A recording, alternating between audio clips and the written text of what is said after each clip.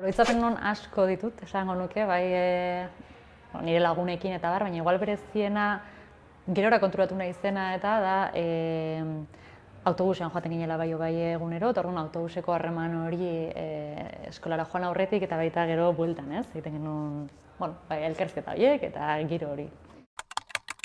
DBH-ko 4. mailan izan nuen istripu txiki bat eta horrek eduki zituen ondorioak gerora eskolan.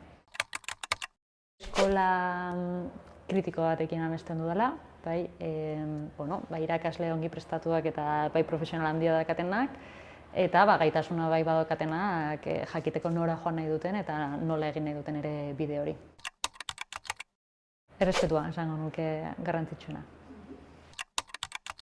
Aipatuko nuke Daniel Penaken Malde eskola.